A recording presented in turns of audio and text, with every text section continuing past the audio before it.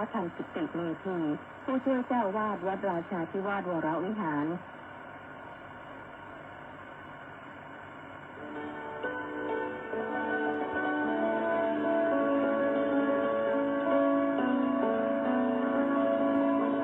ได้เวลามาฟังพุทธานุภาพเพื่อรับทราบพุทธธรรมคำสั่งสอนเสริมมงคลให้ชีวิตตอนหลับนอนปลาพักผ่อนสุขสบายกายใจเทิน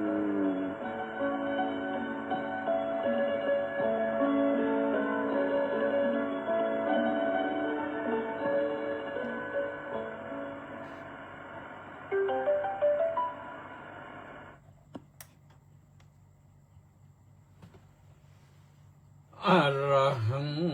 สัมมาสัมพุทโธภควาบุตถังภะคะวันตังอภิวาเทมิสวากขาโตภะคะวะตาธัมโมธัมมังนัมมัสสามิสุปฏิปันโนภะคะวะโตสาวกสังโฆสังฆังนะมามิก็เจริญสุขเจริญพรสวัสดีท่านสาธุชนผู้ติดตามสดับรับฟังรายการพุทธานุภาพทุกท่านวันนี้พระธรรมกิติเมธีก็มาพบกับท่านทั้งหลายในวันอังคารที่25มีนาคมพระพุทธศักราช2568แรม12ค่ำเดือน4ทางสถานีวิทยุกองพลที่1รักษาพระองค์ AM 1350 กิโลเฮิรตซ์วิทยุเสียงธรรมจากชาวพุทธนครปฐม FM 88.25 เมกะเฮิรตซ์วิทยุพระพุทธศาสนาและสังคมวัดศรีทวี FM 103.25 เมกะเฮิรตซ์และวัดสามชุกจังหวัดสุพรรณบุรี FM 100 เมกะเฮิรตซ์วัดหนองกายจังหวัดเชียงใหม่102และ104.5 เมกะเฮิรตซ์พร้อมด้วย Facebook ไลฟ์ที่กิตติเมธีเคตัวใหญ่ I double T I M E T double E มีให้ฟังกันเป็นประจำทุกวันจันทร์ถึงวันศุกร์3 ทุ่มถึง4 ทุ่มหรือ21 นาฬิกาไปถึง22 นาฬิกาสำหรับวันนี้ต้องขออนุโมทนากับคุณโยมสวัสดิ์ฝังมณีโน่นจากพิษณุโลกนนร่วมกองบุญหนุนกองธรรมมา100 บาทเมื่อวานแล้วก็อนุโมทนากับคุณโยมคุณแม่ทองดีบุญประเสริฐร่วมกองบุญหนุนกองธรรมมา 1,000 บาทอันนี้โดยการเอื้อเฟื้อประสานงานของดร.สมชายบุญสุนมหาวิทยาลัยมหาจุฬาลงกรณราชวิทยาลัยแล้วก็ต้องขออนุโมทนากับท่านพระครูสุนทรศรีละคุณวัดหัวเกาะลุงปากพนังพร้อมด้วย FC 739 คนออนไลน์มาก่อนเข้ารายการ ขออนุโมทนาทุกท่านนะแล้วก็ยังต้องอนุโมทนาไปสำหรับท่านที่เข้ามาทาง Facebook นะมาโปรดปรานเป็นใครบ้างก็ไม่รู้นะอ่านดูก่อนวันนี้สมศรีลักษณะวิราชมาก่อนใครขอน้อมนมัสการสาธุสาธุสาธุเจ้าข้ามณีแสงจันทร์ก็บอกว่าน้อมกราบสานมัสการสาธุสาธุสาธุเจ้าข้าแปะนันทิการก็บอกว่าน้อมกราบนมัสการสาธุสาธุสาธุเจ้าข้าสาธุทั้งนั้นนะวรวัตวรวุฒิหรือวรวุฒินะแก้วแกมพุทธนี่มาตอนนี้มาเป็นภาษาไทยวันนี้นะกราบนมัสการขอรับท่านพระอาจารย์สาธุแล้วก็มีเล็กวังบุรพานุกูลแก้วสุขนะกราบสาธุครับว่างั้นสาธุ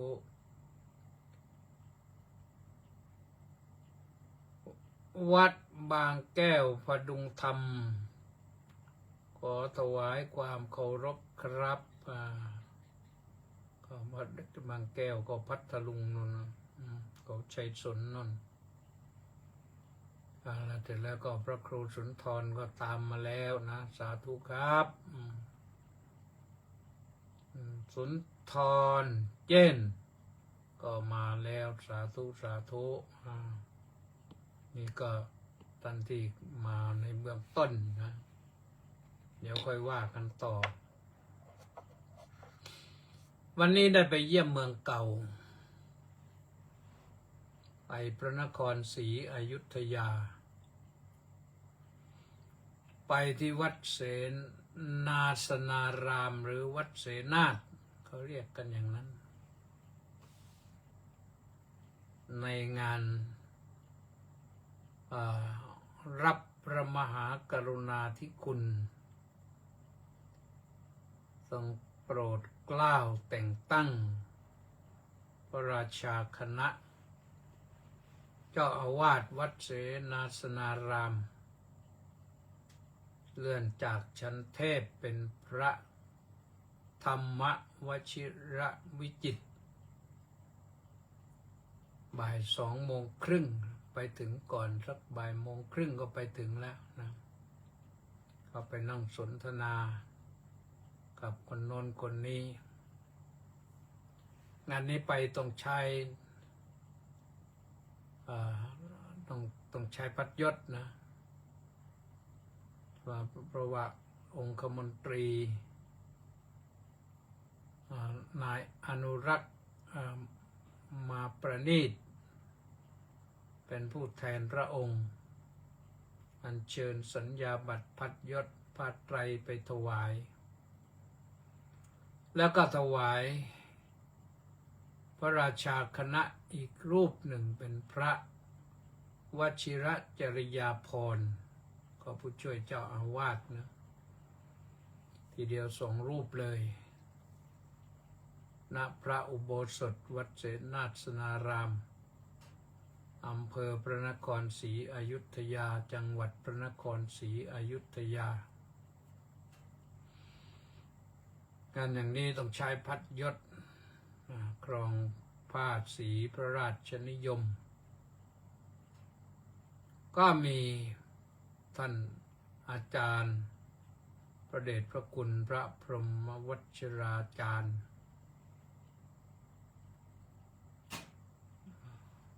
เจ้าอาวาสวัดราชประดิษฐ์สถิตมหาสีมารามเป็นประธานสงฆ์แล้วก็มีพระพรหมวชิรากรเจ้าอาวาสวัดราชภาติการามแล้วก็มาถึงพระธรรมกิติเมธีผู้ช่วยเจ้าอาวาสแล้วนะก็ทำหน้าที่ก็คือเจริญชัยมงคลคาถา แล้วก็รับจตุปัจจัยไทยธรรมเสร็จแล้วก็อนุโมทนาจบนั้นประธานสงฆ์ต้องถวายอติเรกที่จริงแล้วก็ต้องเป็นผู้ที่รับวันนี้กล่าวถวายอติเรกแต่วันนี้อาจารย์ท่านเหมาหมดเลยก็สวดกันไปจนจบเรียบร้อยนะนี่ก็เริ่มพิธีบ่าย2:30ก็กลับมาถึงวัดก็4 โมงนะใช้เวลาประมาณสัก30 กว่านาทีก็เสร็จแล้วแต่ว่าขากลับนี่รู้สึกว่ารถจราจรจะหนาแน่นคับข้างหน่อยก็เลยเดินทางช้าทั้งที่ขึ้นทางด่วนนะแต่ทางด่วนก็ไม่ได้ด่วนเท่าไหร่เพราะรถมากนานๆจะได้ไปพระนครศรีอยุธยาสักทีวันนี้ก็ได้ไปนะไปในพระราชพิธีและเป็นองค์ประกอบในพระราชพิธีก็คือไปเจริญชัยมงคลคาถาเจริญชัยมงคลคาถาก็สวดชยันโตนะโยมในขณะที่ท่านรับก็สวดชยันโตเสร็จแล้วก็รับไตรธรรมแล้วก็จัดถวายเรียบร้อยก็อนุโมทนายถาสัพพีก็เสร็จนี่ก็ว่าไปวันนี้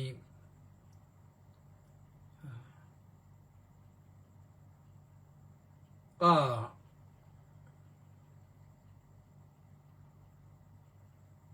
ว่ากันถึงเรื่องข้อธรรมะนะวันนี้ข้อธรรมะวันนี้ก็มาถึงยังอยู่ในธรรมานุปัสสนานะ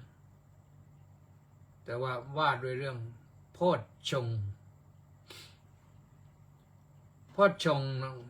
มี7 ข้อเป็นองค์แห่งการตรัสรู้สำหรับพระพุทธเจ้าถ้าพอใช้กับเราก็ถือว่าเป็นองค์แห่งความรู้ความเข้าใจธรรมะสำหรับเราปฏิบัติตามพระพุทธเจ้าก็มีข้อธรรมะให้นะว่าถ้าเราอยากจะรู้จะเข้าใจปฏิบัติธรรมให้ได้ดีนี่ไม่ว่าปฏิบัติธรรมอะไรนะ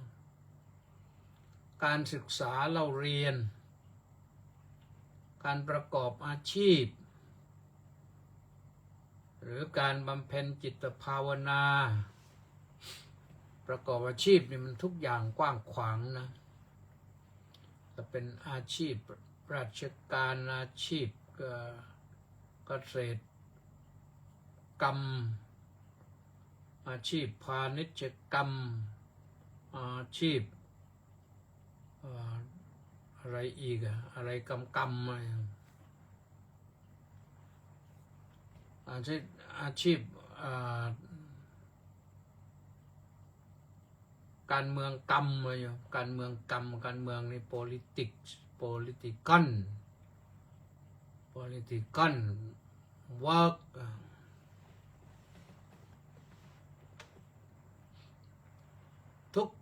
ทุกอาชีพนี่พระพุทธเจ้าสอนไว้ให้หมดแล้วใครจะอยู่นะและคำสอนของพระพุทธเจ้าในคำสอนเป็นกลางๆที่สามารถเอาไปใช้ได้กับทุกอาชีพญาติโยมลองฟังดูนะโพชฌงค์แปลว่าองค์แห่งความรู้นี่ว่ากันสำหรับเรานะพระพุทธเจ้าก็เป็นองค์แห่งการตรัสรู้พระพุทธองค์ตรัสรู้พระอนุตตรสัมมาสัมโพธิญาณ เพราะพระองค์มีครบ7ประการนี้นะโพชฌงค์มี7ข้อและโพชฌงค์ในบทพิเศษนะถ้าโยมดูทีวีเช้านะตื่นตี5เนี่ยทันลองเปิดดูที่สถานีไทย PBS ที่ไทย PBS นี่คณะสงฆ์วัดราชาแล้วก็พระธรรมกิติเมธีสวดโพชฌงค์ให้โยมทุกเช้าแหละตี5นะประมาณตี5หรือก่อนตี5นิดหน่อยลองเปิดดูอธิบายเรื่องพลานุภาพแห่งโพชฌงค์อาตมาภาพเองก็ได้รับมอบหมายให้อธิบายก็บันทึกไว้แล้วก็เอาไปออกทุกวันแหละออกทุกวัน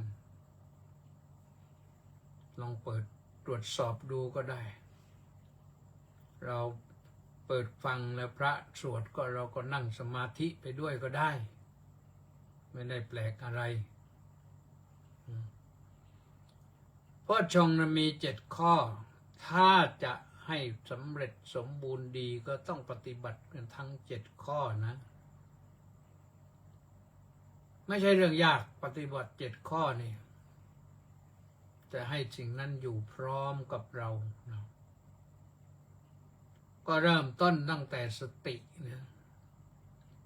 สติสัมโพชฌงค์ธรรมวิจัยสัมโพชฌงค์วิริยะสัมโพชฌงค์ปีติสัมโพชฌงค์ปัสสัทธิสัมโพชฌงค์สมาธิสัมโพชฌงค์อุเบกขาสัมโพชฌงค์นี่จบแล้ว7ข้อนี่จบแล้ว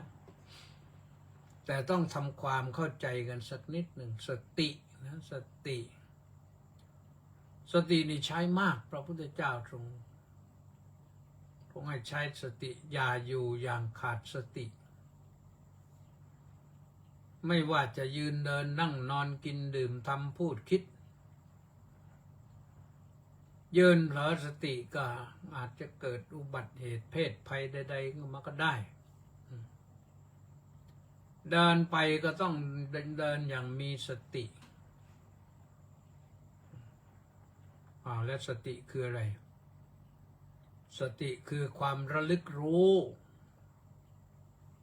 คู่กับสัมปชัญญะรู้ตัวทั่วพร้อมสัมปชัญญะรู้ตัวทั่วพร้อมสตินั้นระลึกรู้ย้อนอดีตไปได้เราจะใช้สติในการเจริญภาวนาก็ได้พุทธานุสติธรรมานุสติสังฆานุสติศีลานุสติจาคานุสติเทวตานุสติระลึกถึงพระพุทธเจ้าระลึกถึงพระธรรมระลึกถึงพระสงฆ์ระลึกถึงศีลของตนที่เรารักษาระลึกถึงจาคะที่เราได้เสียสละมาระลึกถึงเทวดาคือคุณท่านระลึกถึงคุณธรรมที่ให้ไปเป็นเทวดา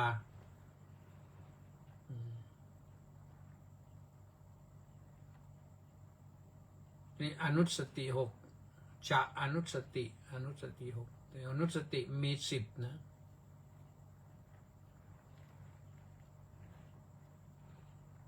ก็ระลึกถึงอะไรก็ได้ที่จริงการอารมณ์กรรมฐานนะมันมีทั้ง40แล้วแต่เราระลึกอะไรแต่เราระลึกต้องมีสตินะพอมีสตินะว่าเรากำลังทำอะไรอยู่เนี่ยรู้ตัวว่าเราทำอะไรอยู่รู้ตัวว่าเรานั่งสมาธิอยู่อย่างเนี้ยมันก็ทำให้จิตเราสงบอยู่กับที่ได้ถ้าสมมติเราเจริญวิปัสสนาอยู่ก็ต้องมีสติเจริญวิปัสสนาพิจารณาอะไรพิจารณาร่างกายให้เห็นอนิจจังทุกขังอนัตตาในร่างกายเนี่ยพิ พิจารณาไปพิจารณาไปโอ้เราเนี่ยมือเท้าก็เปลี่ยนแปลงไปแล้ว หน้าตาก็เปลี่ยนแปลงไปแล้วอะไรมันเปลี่ยนแปลงไปหมดอ่ะมันไม่ได้อยู่ที่เดิม แล้วก็มันจะเปลี่ยนไปเปลี่ยนไป มีความเหมือนก็เหมือนกับคนที่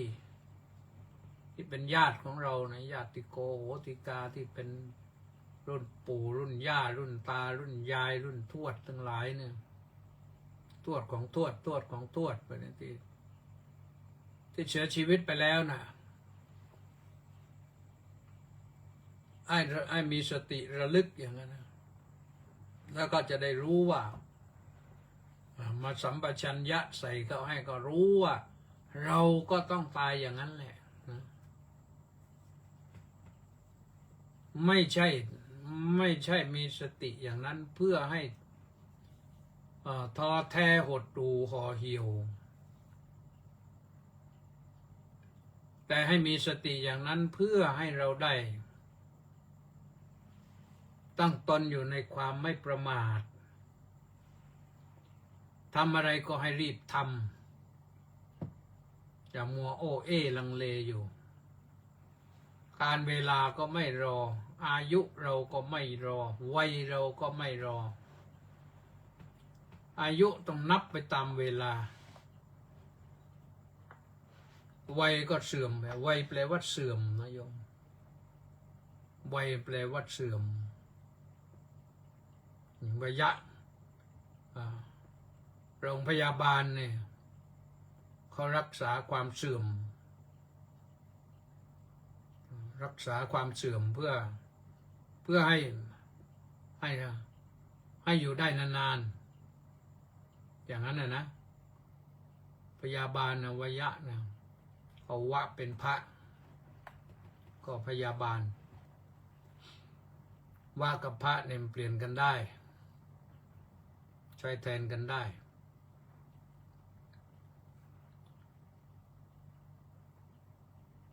ก็เรื่องของสติต้องมาช่วยเราทำไร่ทำนาไถนาเนี่ยถ้าไถนาขาดสตินะปานไถมันจะไปทิ่มมาน่องวัวน่องควายก็ได้ถ้าไถด้วยวัวควายถ้าไถด้วยรถก็ไม่รู้รถมันทิ่มไปนาใครออกตรงไหนขี่ไถพลิกเป็นอย่างไรมันไปดันคันนาหมดก็ได้แล้วไถก็เรียกถ้าไถไม่เรียบร้อยก็เรียกว่ามันแหวงแหวงก็คือไถไม่เรียบร้อยนะมันว้าวมันแหว่งไถดินพลิกดินไม่เสมอกันไม่ทั่วกันเนี่ยถ้ามาทำเป็นแล้วนะเคยทำนา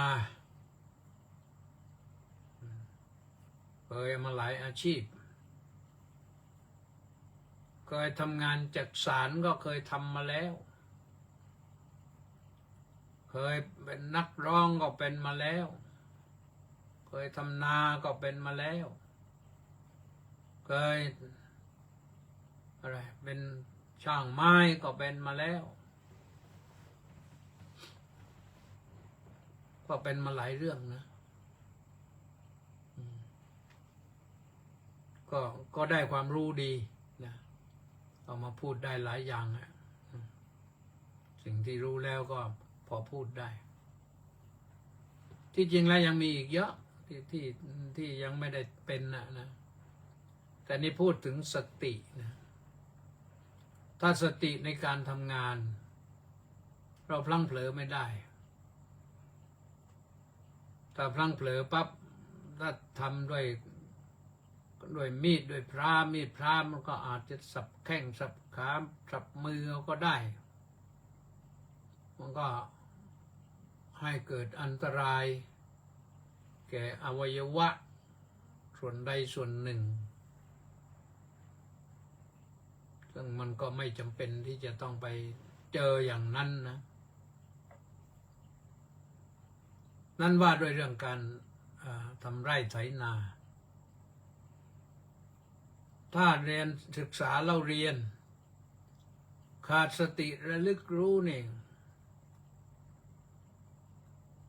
เรียนมากี่ปี นึกไม่ได้เลยว่าเรียนอะไรมาบ้างนี่แล้วจะทำอะไร มันจะมีประโยชน์อะไรกับเรียนต้องทบทวนสมัยก่อนท่านให้ท่องจำอย่างหนึ่งแล้วก็มาทำความเข้าใจกัน สมัยนี้เขาบอกว่าอย่าสอนให้เด็กจำอาตมาบอกว่าถ้าไม่จำล่ะเรียนหนังสือเมื่อวานเรียนหนังสือเมื่อเดือนที่แล้วปีที่แล้วนี่จำไม่ได้สักตัวแล้วก็มาทำอะไรอ่ะเรียนไปทำไมแม้แต่ไถนาก็ต้องจำว่าก็ไถกันอย่างไรนะบังคับวัวบังคับควายบังคับรถไปยังไงมันก็ต้องจำการซ่อมรถมอเตอร์ไซค์ซ่อมรถจักรยานซ่อมรถยนต์มันก็ต้องจำอะไรแต่ละตัวแต่ละชิ้นมันอยู่ตรงไหนมันใส่อย่างไรมันก็ต้องจำเรียนหนังสือเรียนภาษานี่ยังต้องจำมากนะเรียนภาษาเนี่ยไม่ว่าภาษาอะไรภาษาที่ไม่ใช่ภาษาแม่นะภาษาแม่คือภาษาที่เราเกิดมาในแวดวงภาษาไหนภาษานั้นก็เรียกว่าเป็นภาษาแม่เป็น mother language อย่างเรานี่ก็ภาษาไทยเป็นภาษาแม่ถ้าไปอินเดียก็ฮินดีเป็นภาษาแม่ถ้าไปทางใต้ของเราก็ยาวีเป็นภาษาแม่ไปเขตแฟนแดนฝรั่งก็ภาษาอังกฤษเป็นภาษาแม่ถ้าเป็นภาษาที่สองที่เรามาเรียนก็ไม่เรียกว่าภาษาแม่แล้วภาษาเสริมแล้วแต่บางประเทศนี่อย่างอินเดียนี่ภาษาฮินดีเป็นภาษาแม่ก็จริงแต่เขาไม่สามารถใช้ภาษาแม่เป็นภาษาราชการได้ไม่สามารถใช้เป็น formal language ได้ก็ต้องใช้ภาษาอังกฤษเป็นภาษากลางเป็นภาษาราชการหลายภาษาก็เรียกว่ามีภาษาอังกฤษเป็น medium language นะภาษากลางเราก็เรียกภาษากลางอะไรคือเอกสารทุกชิ้นของทางราชการเนี่ยต้องมีหัวเป็นภาษาอังกฤษด้วยภาษาฮินดีด้วยหรือถ้าใครอยู่ในเขตไหนพูดภาษาอะไรก็ใช้ภาษานั้นเข้าไปก็ต้องจำทีนี้ต้องจำมากนะเรียนภาษานี่บางคนไม่มีพรสวรรค์ในเรื่องการจำภาษาเรียนไม่ได้นี่อย่างไม่ว่าพระหรือโยมนะบางท่านบางคนเนี่ยเรียนภาษาบาลีนี่ไม่เข้าใจจำไม่ได้เพราะมันมีกฎเกณฑ์เยอะภาษาบาลีนี่กฎเกณฑ์เรื่องอะไรเริ่มตั้งแต่เรียนไวยากรณ์ไวยากรณ์ก็มีวิพัฒน์การบทวจนะบุรุษธาตุวาจกปัจจัยนี่8อย่างเนี่ย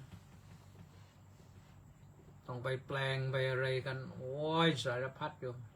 แต่ว่าถ้าคนเข้าใจแล้วมันก็ไม่ยากกันนะคือคนมีอะไรมีบุญวาสนามีอัจฉริยะในทางนี้ก็เรียนไม่ยากบางท่านก็ไม่ได้เรียนไวยากรณ์มากหรอกแต่ท่านเข้าใจแปลได้สอบเรียนได้ถึงประโยค9ก็มีเพราะความมีความเก่งอยู่ในตัวสติดีสติที่สำคัญนะต้องใช้สติในเรื่อง การในที่ว่าเป็นสติสัมโพชฌงค์เนี่ยเอาอีกอย่างหนึ่งก่อนถ้าอย่างเราทำงานวิจัยเนี่ยนักวิชาการทำงานวิจัยสติตัวนี้ก็คือเรื่องของการทบทวนวรรณกรรมทบทวนเรื่องราวต่างๆทั้งหลายทั้งปวงเราจะทำวิจัยเรื่องอะไรก็ต้องทบทวนเรื่องนั้นสมมติว่าเราจะสร้างเครื่องบินสักลำหนึ่งสักเครื่องหนึ่งใช้แบรนด์เนมของตัวเองก็ต้องไปทบทวนว่าเครื่องบินมันมีความเป็นมาอย่างไรใครสร้างอะไรมาบ้างก็ใช้อุปกรณ์อย่างไรใช้น้ำมันอะไรมันถึงบินไปได้เนี่ยเป็นต้นนะต้องไปทบทวนนะคนสร้างรถยนต์สักคันหนึ่งเขาก็ต้องไปทบทวนเรียกว่าทบทวนวรรณกรรมจะไปสร้างเครื่องมืออะไรสักชิ้นหนึ่งถ้าเราลองนึกภาพดูไหมว่าสมมติว่าจะสร้างปากกาขึ้นสักด้ามหนึ่งให้คนเขียนได้เนี่ยที่มันไม่ซ้ำกับของเดิมเพราะการวิจัยคือการค้นคว้าหาความรู้ใหม่ถ้าสร้างปากกาสักด้ามหนึ่งปากกานี่ต้องเป็นอย่างนี้นะก็ทำกันมาอย่างนี้พัฒนากันมาอย่างนี้จนถึงปัจจุบันปากกามันเป็นอย่างนี้ใช้ประโยชน์ได้อย่างนี้แล้วถ้าเราจะสร้างปากกากันสักด้ามเราจะทำอะไรให้มันวิเศษกว่าอาจจะว่ารูปลักษณ์หรือประโยชน์ใช้สอยที่มันมากกว่าเป็นต้นนะสำคัญนั้นของพระพุทธเจ้านี่ให้ใช้สติเพื่อพัฒนาจิต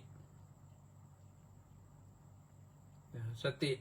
ในสติปัฏฐานเนี่ยตัวเนี้ยฐานสำคัญก็คือตัวสติปัฏฐานต้องมีสติเป็นที่ตั้งมีสติเป็นเป็นที่ตั้งที่มั่นคงด้วยปัฏฐานไม่ใช่มีที่ตั้งอย่างเดียวทั้งไม่ใช่ฐานที่โลเลฐานที่มั่นคงเพราะฉะนั้นเราเจริญสมถะกรรมฐานหรือเรียกอย่างหนึ่งสมถะภาวนาก็ต้องมีสติอย่างเรากำหนดลมหายใจเข้าหายใจออกเนี่ยซึ่งพระพุทธเจ้าทรงกำหนดรู้ลมหายใจเข้าหายใจออกนี่เป็นผลให้ถึงการตรัสรู้พระอนุตตรสัมมาสัมโพธิญาณได้เนี่ยเราก็นั่งภาวนาไปกำหนดรู้ไปลมหายใจเข้าหายใจออก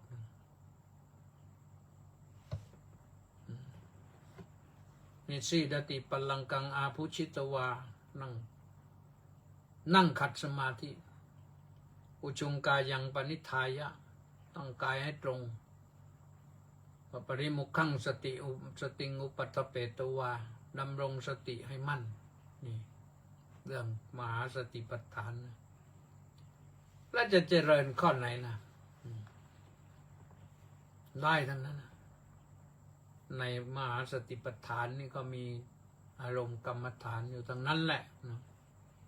เริ่มตั้งแต่อานาปานสตินี่แหละไปถึงพุทธานุสติธรรมานุสติศีลานุสติจาคานุสติเทวตานุสติ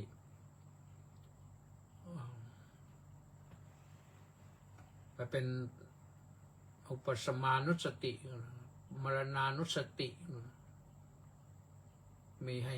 ให้ภาวนากันเรามีให้ภาวนากันเลือกได้ตามอัธยาศัยตามวาสนาบารมีคือบางคนภาวนาอย่างหนึ่งมันไม่กรรมฐานมันไม่ก้าวหน้าก็ต้องเลือกดูนะบางท่านบางคนเนี่ยนั่งภาวนาอย่างนั้นไม่ได้ก็ต้องไปใช้นอนกสิณนั่นนั่งเพ่งกสิณนั่งเพ่งกสิณก็ต้องมีสตินะนั่งเพ่งกสิณก็ต้องมีสติเพ่งกสิณคืออะไรเป็นเพ่งดินน้ำไฟลมนี่แหละ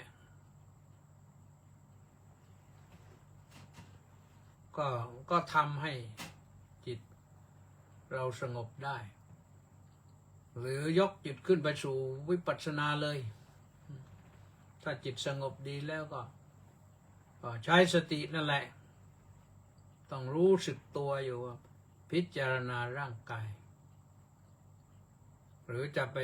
นึกถึงซากศพพอนึกถึงซากศพนี่ถ้าไม่มีสตินั้นเดี๋ยวจะเกิดความ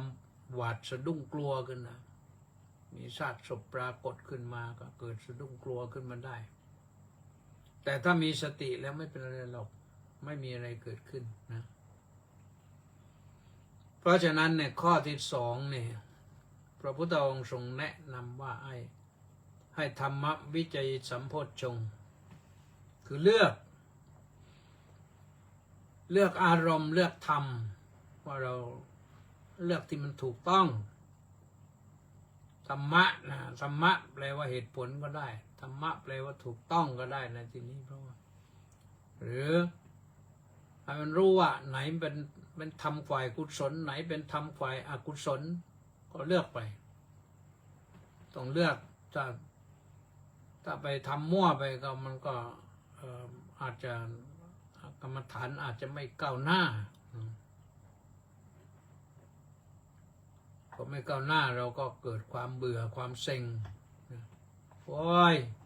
คนอื่นก็ทำไปได้ไกลทำไมเรามันอยู่แค่นี้ไปไม่ได้มันติดอะไรอยู่เพราะเราขาดสติเป็นตัวหลักนะเลือกทำเลือกทำวิจัยไม่ถูกวิจัยนั่นแปลว่าเลือกเฟ้นนะเลือกทำว่าเอาข้อไหนมาปฏิบัติดีเมื่อเลือกได้แล้วก็ต้องวิริยะเลยนี่ไม่ต้องกลัวเลยทีนี้กล้าหาญเลยทำความเพียรสู้เดินหน้าเลยอะไรเกิดก็เกิดถ้าพูดไปแล้วเอาของพระพุทธเจ้าเลยตายเป็นตายไม่ได้ไม่ลุกพระพุทธเจ้าประทับนั่งใต้ต้นประศรีมหาโพธิ์ก็มังตะโจนะหารุจะอธิจะอวสิตสตุอวสุตสตุเมสริเรสับันตังมังสโลหิตัง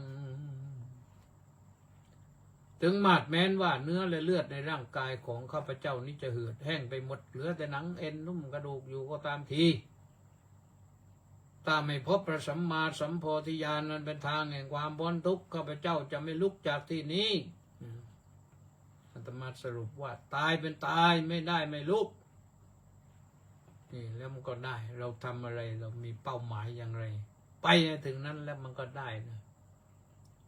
อันนี้ต้องกล้าหาญนะต้องกล้าหาญถ้าไม่กล้าหาญ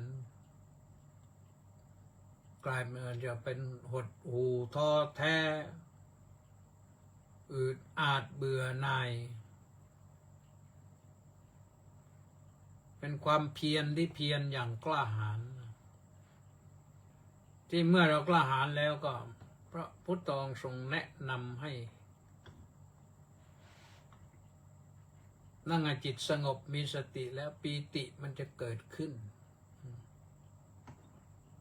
ปีติมันมีเป็นปกติธรรมดาของผู้ที่ปฏิบัติธรรมคำว่าปีตินั่นแปลว่าความอิ่มใจความอิ่มใจอิ่มอกอิ่มใจ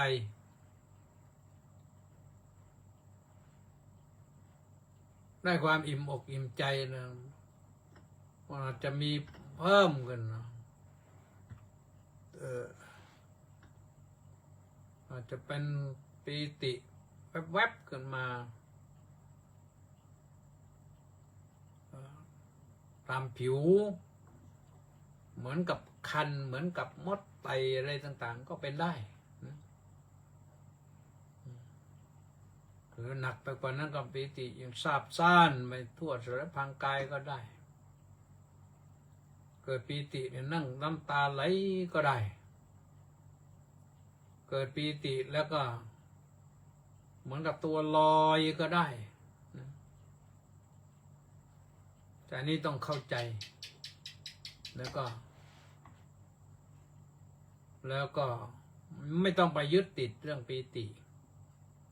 แต่ให้รู้ว่าปีติมันมีอยู่ถ้าปฏิบัติธรรมอย่างนั้นข้อสำคัญก็คือขั้นต่อไปก็คือปัสสัทธิ สงบระงับความกระวนกระวายใจอย่าให้กายนี่กระสับกระส่ายต้องนั่งให้นิ่งไม่ต้องกลัวอะไรทั้งสิ้นอะไรเกิดก็เกิดนะ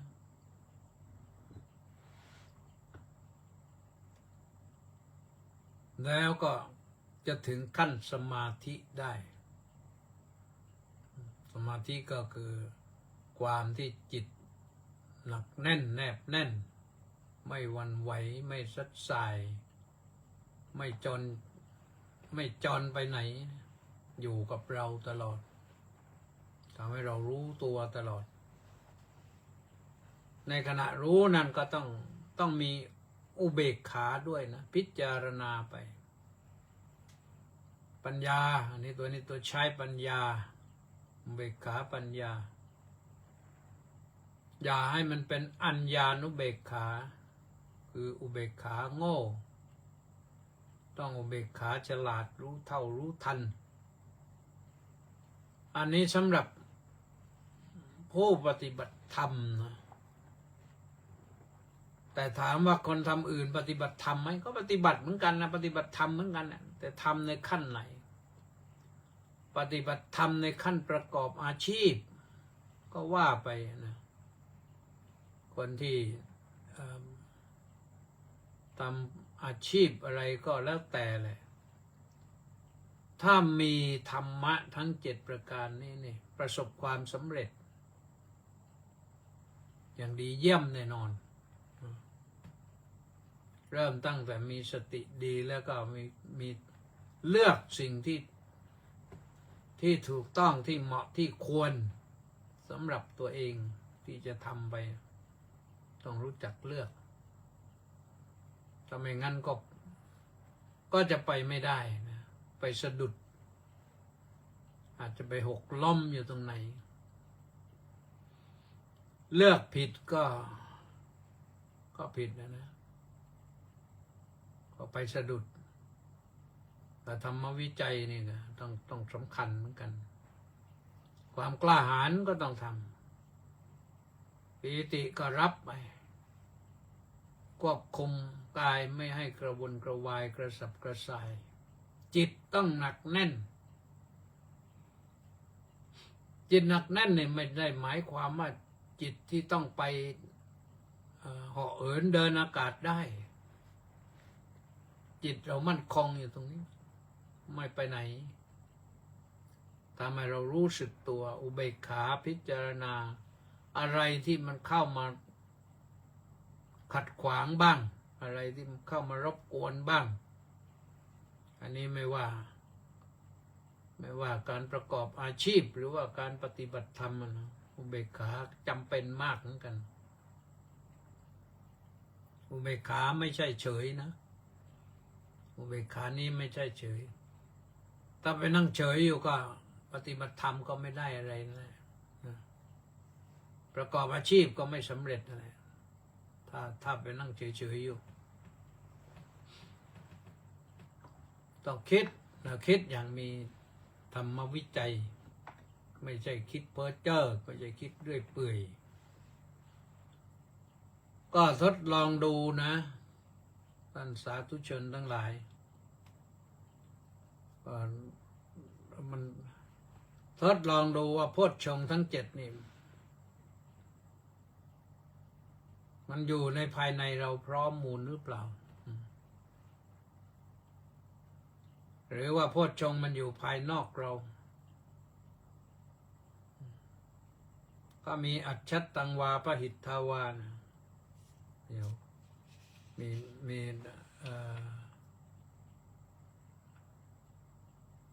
อย่างเช่นข้อธรรมวิจัยนี่นะธรรมวิจัยอัตถิเมอัจฉัตตังธรรมวิจยสัมโพชฌังโกติปัจฉานาติรู้ชัดว่า องค์แห่งความรู้คือธรรมวิจัยในภายในนี่มีอยู่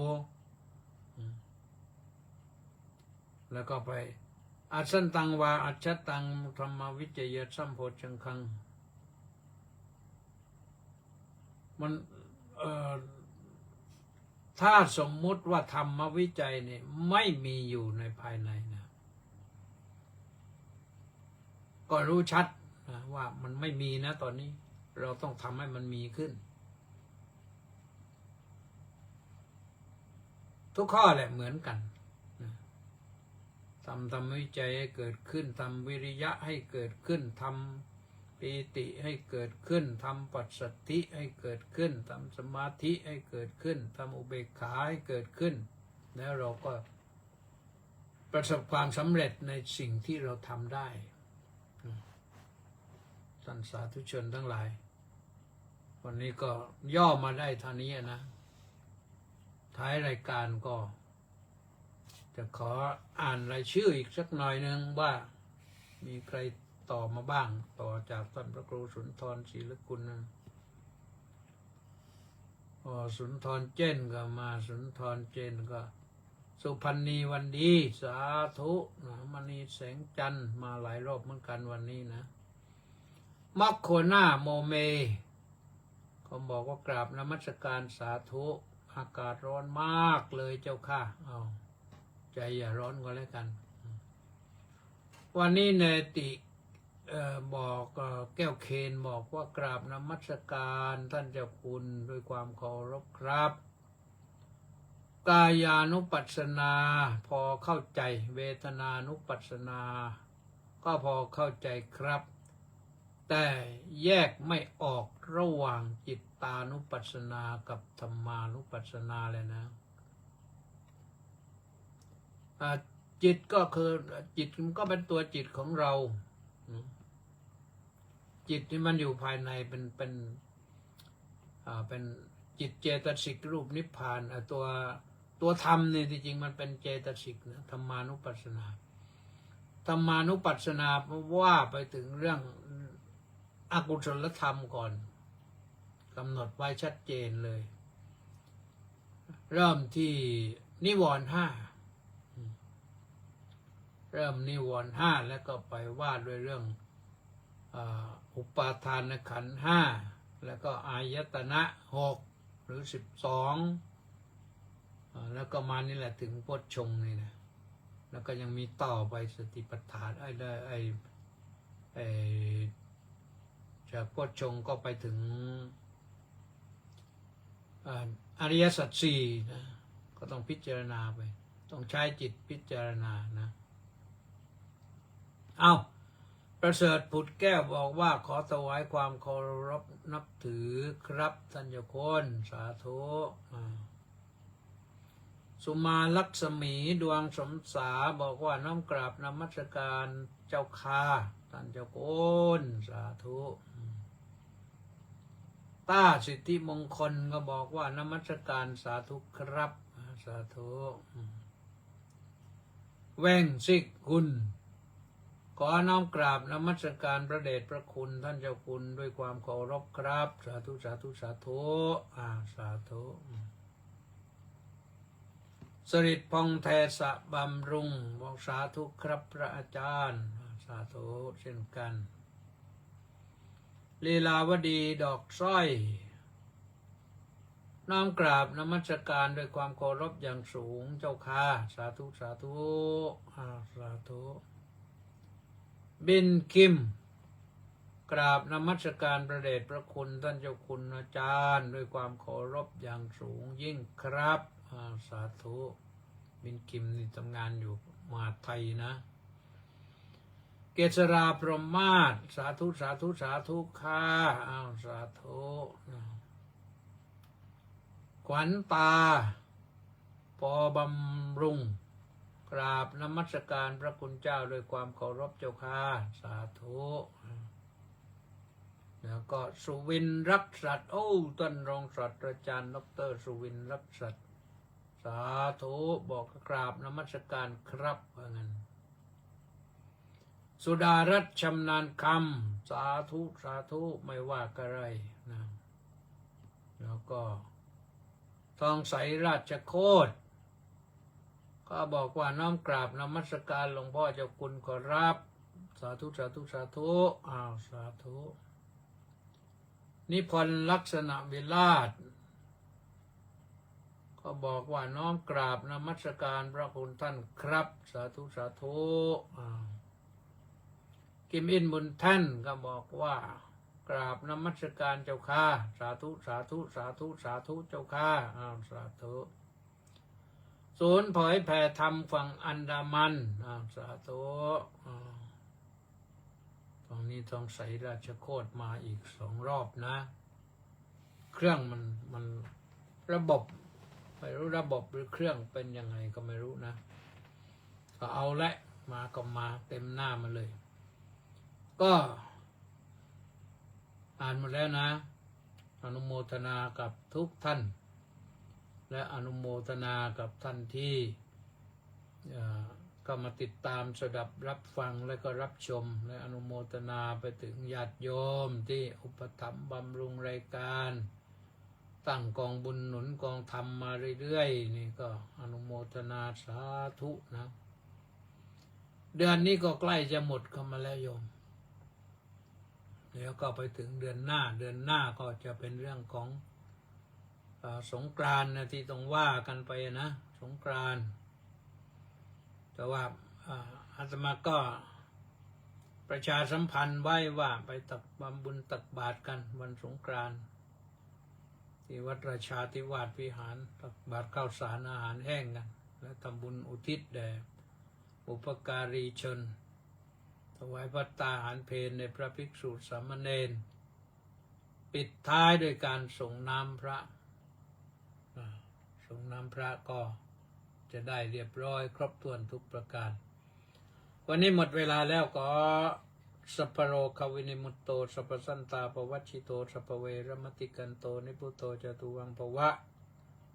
สาธุสาธุสาธุ